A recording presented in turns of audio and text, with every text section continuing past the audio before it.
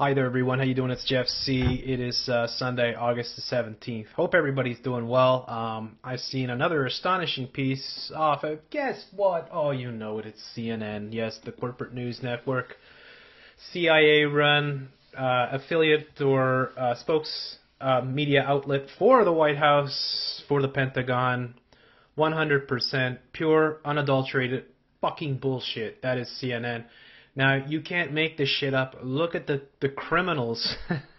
The criminal that they get on the show to act as a character witness and to give his opinion on the riots happening in Ferguson. I mean, you couldn't get a more villainous scumbag than Bernard Kerik. I mean, you gotta be fucking shitting me that you put this lying scumbag, this enemy of humanity, one of the architects, one of the engineers of 9/11 on CNN and have him give his fucking bullshit how the police need to amp up their arms. They need to have, tanks and automatic machine guns and all these things to fight the drug war in the 90s. And of course, to fight the terrorists post 9/11. Problem, reaction, solution, scumbag. That's what this guy is. So let's look. Candy Crowley here's got it on. I'll try to keep the candy bar close by, Candy. So here we go. Anyone looking at Ferguson this week could imagine it was a war zone, not a Midwest suburb. While it's unclear how much equipment used in Ferguson came from the Pentagon, we do know that police forces around the country received military upgrades for anti-narcotics operations in the 90s and more recently to combat terrorism. I am joined now by former NYPD Chief Bernard Kerik and Congressman Lacy Clay, whose district includes Ferguson. Gentlemen, thank you both so much for being here. Let's pretend that everything Ferguson had, Congressman, actually came from elsewhere, that it's not Department of Defense equipment. Attitudinally, there is a difference between a soldier who goes off to war to kill people and a policeman who is there to protect. Is this a question of equipment, or is this a question of attitude? How about both? Well, it's a issue that we need to have a national discussion about. The militarization of local police forces, and then when they are used to quell peaceful demonstrations, then we have a problem. And especially around this entire case of the murder of Michael Brown at the hands of a Ferguson police officer. Mr. Kerik, I'm sorry. Go ahead. That's all right. I was just going to have Mr. Kerik jump in because can you make a case for having this equipment? I'm assuming that lots of times police are outgunned and need heavier equipment. Well, this goes back to the early 90s and the drug war, late 80s, early 90s and the drug war. Drug dealers had better equipment, more dangerous equipment than the police. Then you go into a post-9/11 world and the terror threats that we face. Also keep in mind, we've seen a substantial increase in the active shooter scenarios in our schools, grammar schools, theaters. Yes, theaters, where all the false police flags have to respond in a capacity that they have the equipment and the resources necessary to fight that threat. It's absolutely needed. Absolutely. It's absolutely needed. Are you unfamiliar? Do you recognize this fucking criminal scumbag? You know who he was? The police commissioner on 9/11 of New York fucking City? Yes, that's right. In case you don't recognize him, he used to have this big black mustache here. This fucking scumbag was Rudy Giuliani's right-hand man. They just happened to be together. They just happened to miss the whole thing. They just happened to not be at the World Trade Center where they fucking worked on 9/11. Instead, they were safely across town. It's good buddies here, right? There he is. You get a close-up, right? But a total fucking scumbag, right? And who recently, of course, he'd recently been charged, issued 16-count indictment against Kerik. I'll just make this smaller so people can read it. Wow, it's not doing what I want. Hey, hang on a sec here, guys. Yeah, here we go. So he was nominated for the Department of Homeland Security in 2004 by none other than fucking satanic scumbag former President George W. Bush. A week later, Kerik withdrew his nomination, explaining that he had employed an illegal immigrant as a nanny. Subsequently, numerous other allegations surfaced. In 2006, Kerik pleaded guilty to 2 unrelated ethics violations after an investigation of the Office of the Bronx District Attorney, and was ordered to pay $221,000. But that's not enough. A grand jury of the United States District Court for the Southern District of New York issued a 16-count indictment against Kerik on November the 8th, 2007, alleging, now look at this, alleging conspiracy, mail fraud, wire fraud, and lying to the Internal Revenue Service. Kerik surrendered to the authorities the next day and pled not guilty to all the charges. On October 20th, 2009, his bail was revoked, and he was jailed pending trial. On November 5th, 2009, he pleaded guilty to 8 charges in a plea bargain, with prosecutors recommending a jail sentence of 27 to 33 months. Kerik was sentenced to 4 years in a federal prison on February 18, 2010, and then on March 30th, 2011, he lost his appeal, and a federal judge court to have his 4-year sentence reduced because of alleged bias by a sentencing judge. This guy is a big, major New World Order fucking scumbag, an insider to the inside, the biggest inside job in American history, which is 9/11. As I said, he was right next to Rudolph Giuliani, right all throughout the day, standing there doing the press conferences. These scumbags. I mean, this is the scumbag of the highest frickin' order. You don't get worse than these kind of guys. So, go figure, he's on CNN now. And what is he saying? What does he say? Well, the police, of course, the police need to be armed. They need to have tanks. They need to have rocket launchers and machine guns and all kinds of things because of the... Oh, yeah, in the 90s, we had a drug war. Remember that? The drug war that was whipped up by George Herbert Walker Bush, right? And the CIA, who were fucking flying in drugs every day from jets taking off from places like Colombia and landing in Florida. Yeah, remember all that? That drug war? That, oh man, I could go on for a long time. But look, the fact that CNN, I mean, do I have to even say it? CNN's such a joke. It's just propaganda. They should just change the name to propaganda. Just be propaganda. I know it's too long to fit in this little box here, but then at least even the sheeple will understand what they're watching, or will they? I don't know. I don't know how anybody could watch this and see a scumbag like this. I don't know how they could possibly use this guy in an event like this. This guy is a fucking scumbag. He is a scumbag, satanic, New World Order, son of a fucking bitch, and he is on CNN to give the reason why the cops need their tanks, need their machine guns, need everything to break up the peaceful protest. Because the protesters now, they're dangerous, and because of terrorism, right? Because of the boogeyman, because of Al-Qaeda, right? Fucking scumbag. Congressman, how do you strike that balance? You don't want your police force looking like they are seeing their citizenry as enemies.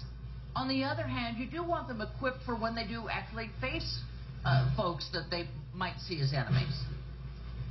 Well, and the scenes that we saw in Ferguson, Missouri this past week with a militarized police force facing down innocent protesters with sniper rifles and machine guns is totally unacceptable in America. Now, I have gotten this guy here is just here to play the opposite side. That's how they do it. They play against each other. It's just left, right, blue, right, red, Democrat, Republican. This is how they fucking spin it all the time. Of course, they gotta have the stop sign right there, eh? You notice that? That's not by accident. There's no way that's by accident. Why the hell is he being interviewed outside in the rain? That's not by accident either. Because they wanted the stop sign there. Because the stop sign is there to program you to stop what you're doing, which is protesting against the police state. The militarization of the police state. The police are turning into the army. That's what they are now.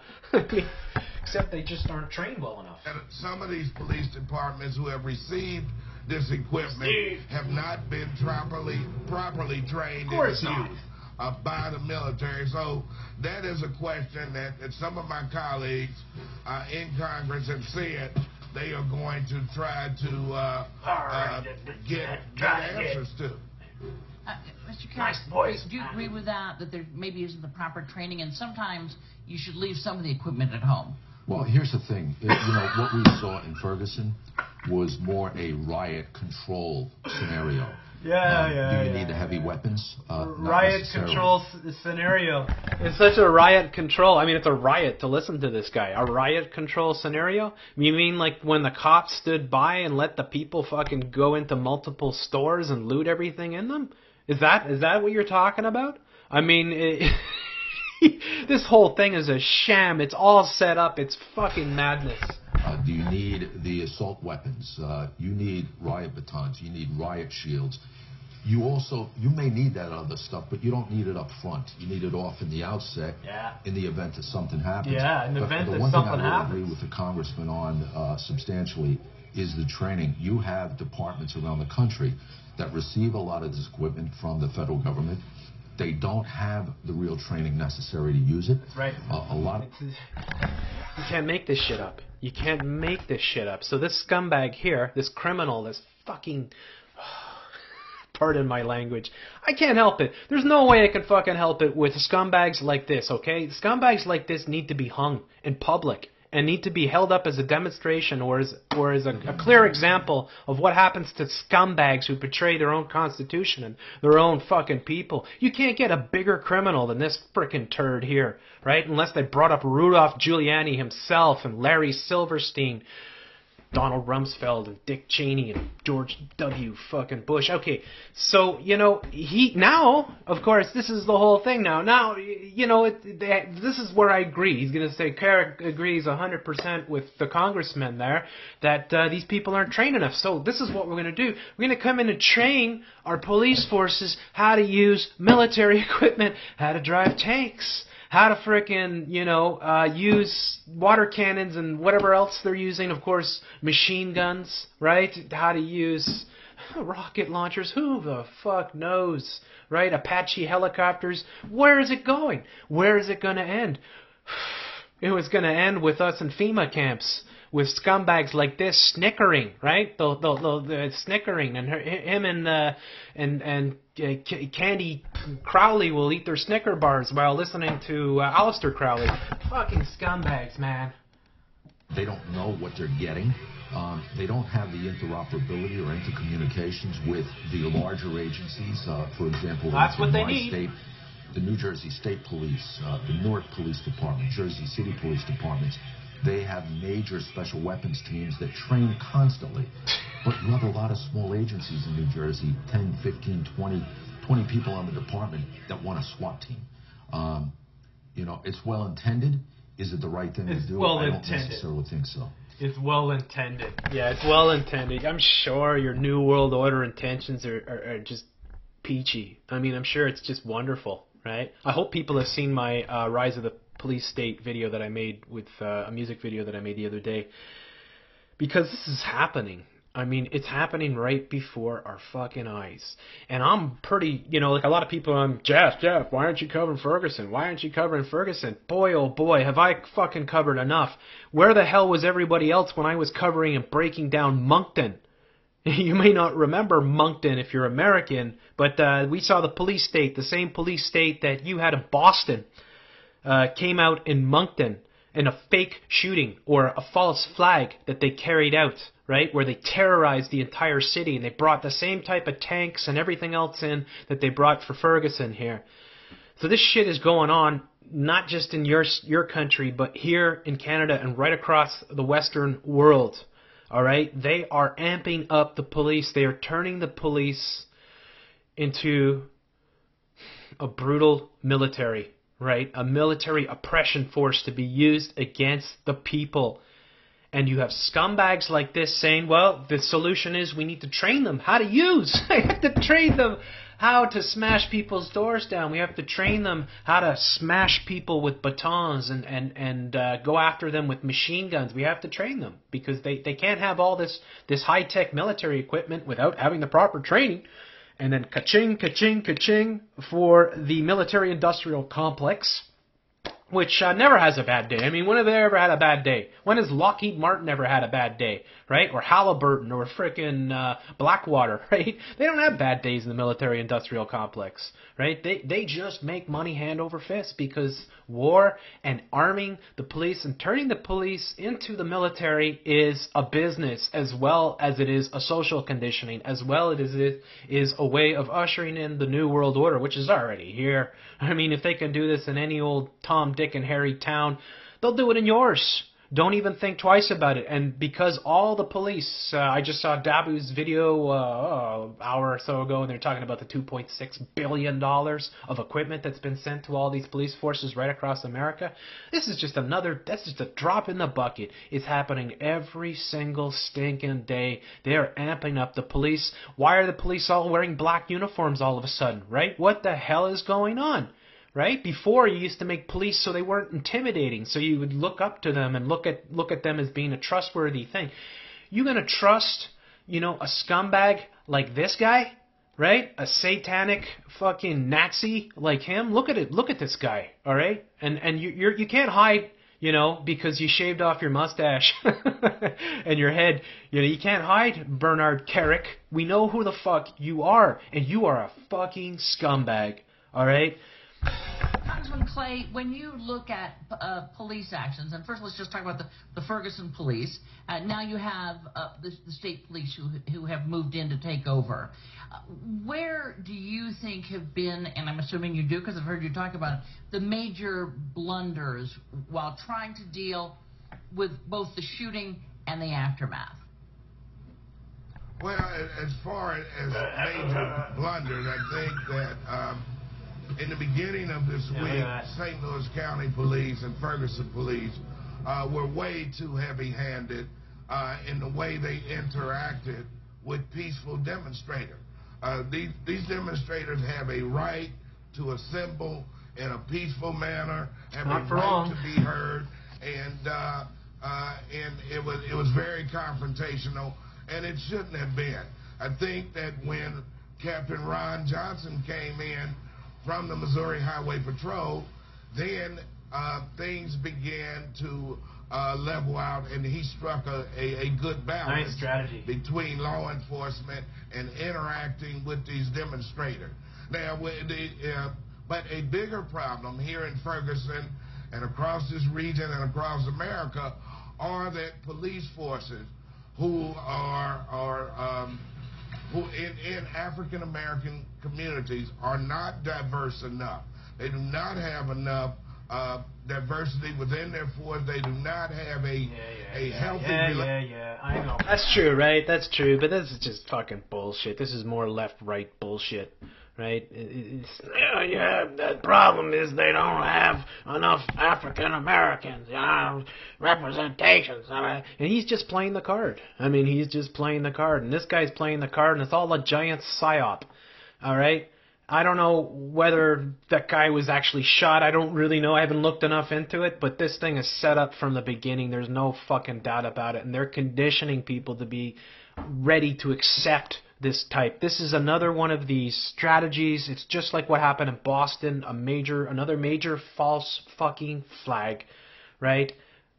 They're conditioning people to having the police militarized. That's what they are. That's what they're doing. And this guy's just helping it, right? Oh, he's a scumbag. Congressman, yeah, you really care about the black people, eh? You care about the black people when you're drinking baby blood?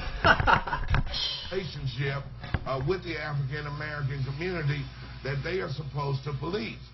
We have to have a national conversation about about what scumbags you are. Interact with the African American community who happens to be paying their salary, who want to be served and protected, who these officers take an oath to do so. Right.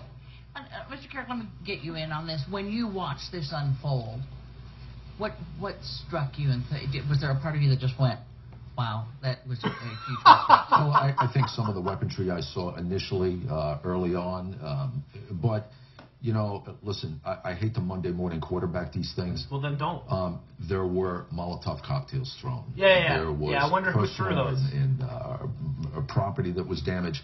The police have to respond to that. You can't let the thugs take over the city. Of course, we you saw that. Can't let the thugs. Who are the thugs? They're the people, right? You can't let the thugs take over the city. Well, the thugs control the fucking city. These are the thugs. This is a thug right here. And that's who runs. These are the thugs, the police, right? They taken over the fucking city.